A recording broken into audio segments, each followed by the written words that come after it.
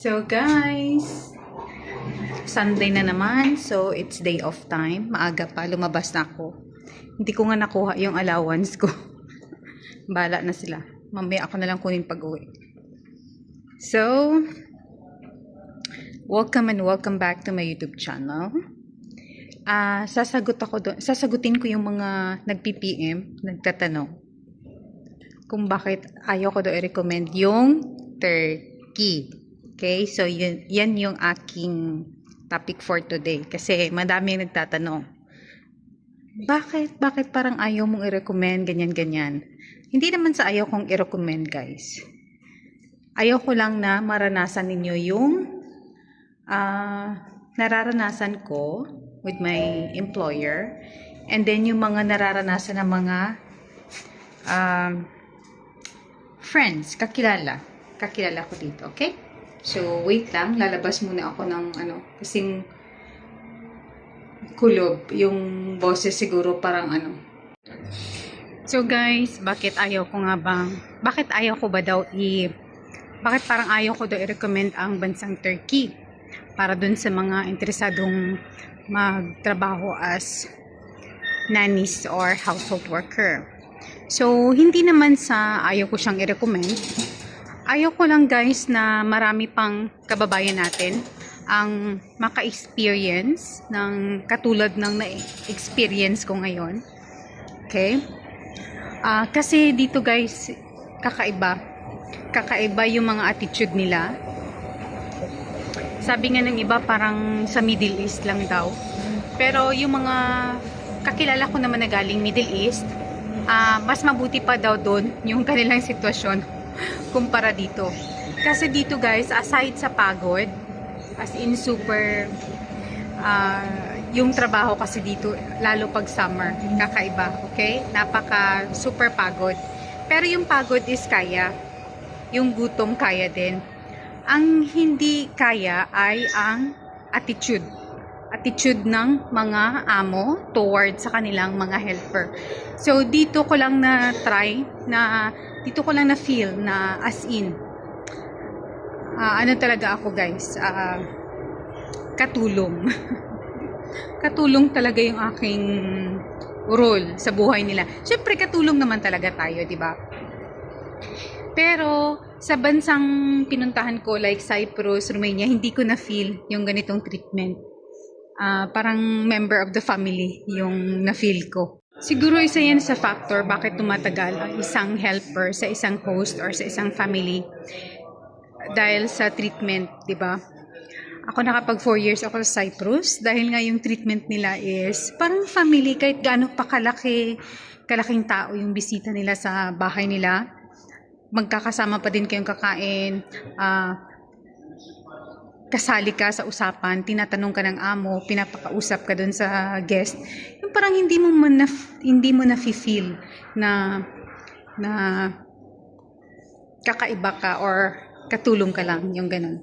So aside dyan, guys, aside sa yung treatment na as katulong lang talaga, yung the way sila magsalita, parang bubulyawan ka parate, yung ganyan. Hindi nakikita. Yung I did my best but my best wasn't good enough. Yung gano'n na linya, totoo yun. Yung pinakita mo na lahat, binigay mo ng lahat-lahat. Pero kulang pa din, guys. Yung mga mali ang nakikita. Hindi lang ng amo ko, ha. Parang mostly sa mga amo dito, ganyan. Masiselan sila, perfectionist. Okay? So, hindi lang ito sa aking amo. In general ito, guys, kasi dito sa 10 kakilala ko, 2 lang yung sinuswerte, okay? Sinwerte sa amo. Parang lahat malas, o di ba? Sabi nga nung isa na subscriber ko, parang Hong Kong din ba dyan, sis, na madaming masamang amo? Mas mabuti pa nga nung nasa Hong Kong ako, guys, kasi sa 10 50-50. 5 yung maswerte, 5 yung minalas. Dito, my God, sa 100 Pinay, siguro 90 yung minamala sa amo. Kasi dito minsan ka lang makakakita, minsan lang ako nakaka-encounter ng mga friends, mga kakilala na yung amo nila is chill lang, chill. Easy go lucky, mga ganun. Kasi yun yung mga amo na parang magandang katrabaho, yung parang chill-chill lang sila. Kasi yung mga amo dito guys, napakaselan, napaka-perfectionist, yung mga ganun sila, pare-pareho sila ng ugali. Okay? So, yung employer ko nga, ayaw niyang, kasi lilipat kami sa Asian side, so ayaw niyang, paparentahan yung bahay, so ayaw niyang magparent ng mga from Middle East daw na tao, yung mga Arab, ayaw niya kasi mga hindi daw hygienic, o di ba? Grabe sila ka mga judgmental regarding sa hygienic. Grabe sila sa isang tao, sa isang lahi. Kasi ang tingin nila sa mga sarili nila dito, napaka-hygienic nila, tapos guys, 'di ba pag tayo alam naman natin sa sarili natin kung hygienic tayo or hindi, 'di ba?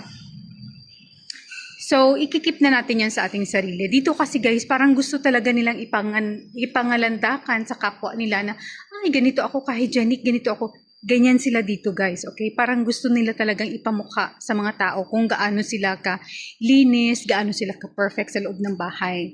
So kanya-kanya silang payabangan. Kaya ganyan sila sa kanilang mga helper.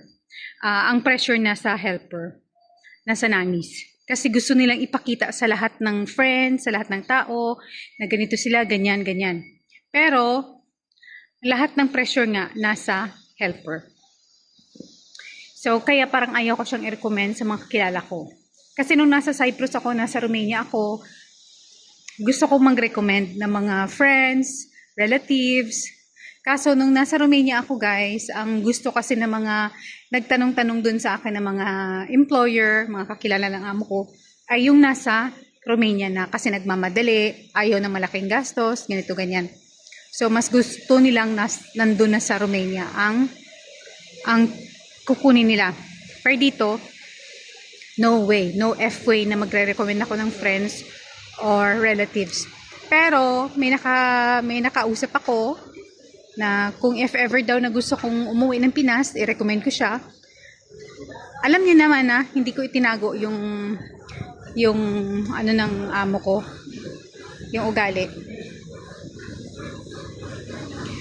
Alam niya na, so bahala na siya. Bahala na kung paano niya pakitunguhan if ever na i-hire nga siya, or if ever na siya ang papalit sa akin, or if ever na si amo ay kukuha talaga ng galing ng Pinas, yung ganon. Papalayo yung ating usapan. Yun guys, yun yung parang ayaw ko na maranasan ng iba, yung sitwasyon ng mga kababayan natin dito. Kasi iilan lang yung mga sinuwerte sa amo nila, okay? Mostly na mga amo ay pare-pareha ang ugali dito. Ibig sabihin, kung ano yung ugali ng amo ko, mostly na mga amo dito, ganyan ang mga ugali. Okay? Hindi ito sa pananakot, hindi ako nananakot guys. Ito ay babala lang, okay? Ito ay babala lang sa mga gustong pumunta dito. Hindi ko kayo pinipigilan, hindi ko kayo tinatakot. Gusto ko lang kayong maging ready sa ganitong sitwasyon na if ever ganito ang maabutan nyo, parang hindi na kayo masashock, hindi na kayo magugulat kasi nga narinig nyo na sa akin. Pero if ever na pagdating nyo dito ay okay naman yung naging amo ninyo, well, thanks be to God kasi binigyan kayo ng ganyang pagkakataon. Ako nga ngayon guys, tinatanong ko minsan, Lord, ano bang nagawa kong kasalanan in the past years? Bakit mo ako binigyan ng ganitong amo? 'Di ba dumadating sa point na ganun. Tapos, nananaginip ako guys na sinasakal ko na yung amo ko. Yung amo kong babae. Kaya sabi ko, bago pa mangyari yon, dapat umuwi na ako ng Pilipinas. Bago ko pa siya masakal sa totoong buhay. Kasi baka akala ko panaginip lang, pero totoo na pala, sinasakal ko na pala talaga siya. O di ba? May ganoong point. may ganong point na sa buhay ko dito ngayon na ganyan na yung mga panaginip ko. So, ito isi-share ko lang ha. Meron dito, madami na nire-rescue. Actually, madami na. Bago pa nailabas yung isang video na nirescue yung isang kababayan natin kasi inaabuso ng amo, minamaltrato. Tapos ay bigay yung passport kasi kahit sinundo na siya ng isang agency, hindi yung agency niya ha, may isang agency na tumulong sa kanya, nirescue siya, pero ayaw ibigay ng amo yung kanyang passport. So, di ba, napakatapang ng amo. Napakatapang ng mga amo dito, guys. Napakatapang ng mga apog nila. Pero ako, luckily, nasa akin naman yung passport ko. Hindi naman kinuha. Pag kinukuha ni amo, binabalik niya din. Kasi, halimbawa may kailangan, ganito ganyan. Binabalik niya naman. Kasi parang takot siya na madungisan yung pangalan ng husband niya. Kasi nga, may negosyo, ganito ganyan, ayaw niya masira siguro. Kaya yung mga maliliit na mga, ganyan mga alam niya na bawal, hindi niya naman na sinusuway. So yun, nirescue siya. Meron din akong isang friend na nagsabi, yung kapitbahay niya na 1 month lang, umuwi na ng Pilipinas. Kasi guys, kakaiba talaga dito. Ay ewan ko na lang sa inyo. Bahala na kayo guys. Kayo na mag-decide para sa mga sarili ninyo kasi malalaki na kayo, matatanda na kayo. Basta ako, yun lang masasabi ko. Kakaiba ang mga amo dito. Okay? So, kayo na bahala mag-decide para sa mga sarili ninyo. Ako ay hindi na nanakot, nagbibigay lang ako ng paalala. Tapos, dun sa mga papunta na dito, na nakita itong video ko, syempre, huwag naman kayong kabahan. Mag-pray pa din kayo and then give all your best. Bigay niyo yung lahat-lahat. Well, ako binigay ko naman lahat. Ganun pa din. So yun na guys ha. Pupunta ako sa isang friend kasi birthday niya kahapon. So ngayon niya i-celebrate.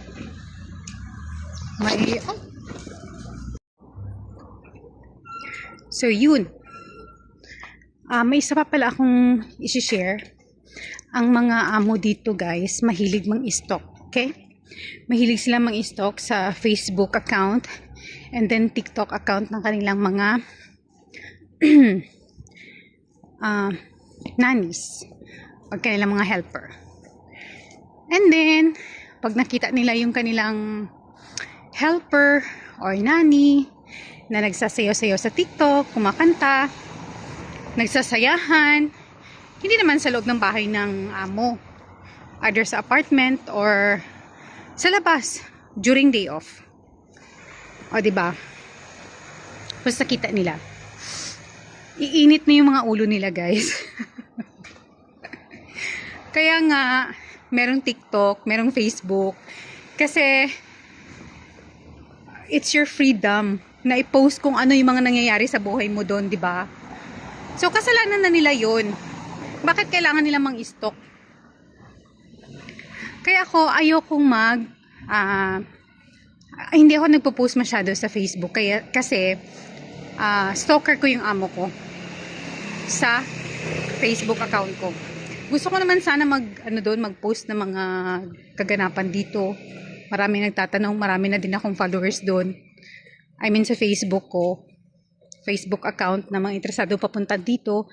Ang problema nga, yung amo ko, binabantayan yung aking bawat post ko, okay? So, dun kasi sa pag nag-post ako, baka makalimutan ko ba na mag-reply during working hour? Mag-reply, tas trabaho time ko pa. At makita niya na, oy, bakit ka nag-reply ng ganitong oras? O, diba? Kasi na-try ko na, bakit daw ako nag-post during working hour? Hello po. So, kaya hindi na ako nagpo-post doon. So, dito na lang ako sa YouTube kasi parang hindi niya naman alam na nag-vlog ako dito sa YouTube. Or nagpo-post ako ng aking videos. So, yun. Mahilig silang mga stalker sila guys. Tapos, meron silang group chat na magpa-friends na mga employer.